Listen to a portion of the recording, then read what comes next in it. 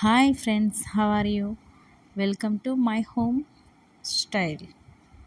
ఇవాళ బగారా రైస్ ఎలా చేయాలో చూద్దాం. ముందుగా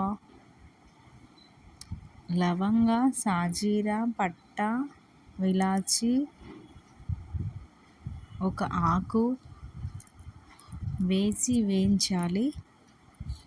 బ్రౌనిష్ కలర్ వచ్చే వరకు వేయించాలి. తరువాత ఒక 5 minutes తర్వాత ఆనియన్స్ అండ్ పచ్చిమిర్చి వేయించాలి.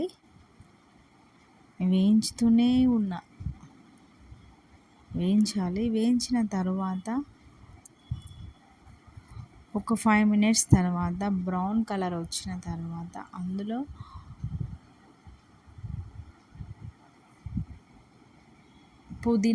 పుదీనా ఆకు అండ్ కొద్దిగా కొత్తిమీర వేసుకుంటే టేస్ట్కి చాలా బాగుంటుంది.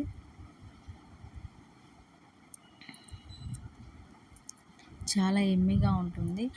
రైస్ కూడా కొంచెం గ్రీనిష్ కలర్ లాగా వస్తుంది. ఈ సాజీరా లవంగా కొంచెం బ్రౌన్ కలర్ అండ్ ఈ పచ్చిమిర్చి, పుదీనా, కొత్తిమీర వీటితో కలర్ కొంచెం చేంజ్ అవుతుంది. ఆనియన్స్ అలానే ఉంటాయి. వీటితోని మాత్రం రైస్ కొంచెం గ్రీనిష్ కలర్ లాగా అవుతుంది. స్పెషల్లీ పుదీనా కంపల్సరీ వేసుకోవాలి. టేస్ట్ చాలా బాగుంటుంది. అండ్ ఒక స్పూన్ నెయ్యి, 2 స్పూన్స్ మీ ఇష్టం, మీకు నచ్చినట్టు వేసుకోండి. 1 or 2 tablespoons నెయ్యి వేసుకుంటే రైస్ చాలా టేస్టీగా ఉంటుంది.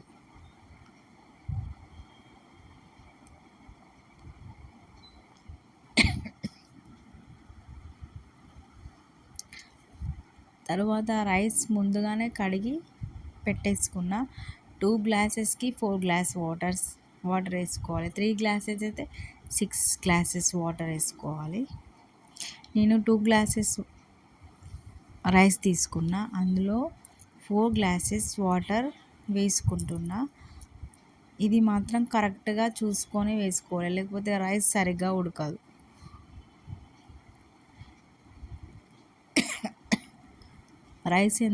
రైస్ 1 glass అంటే 2 glasses వాటర్ పోసుకోవాలి.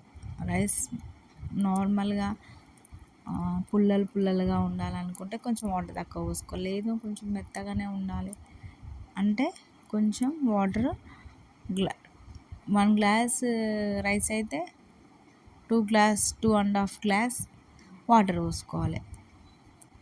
అంటే 1/2 glass వాటర్ ఎక్స్ట్రా యాడ్ చేసుకోవాలి.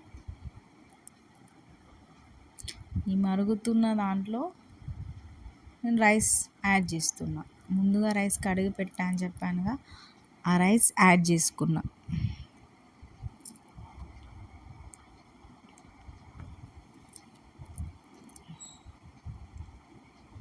రైస్ వేసాను.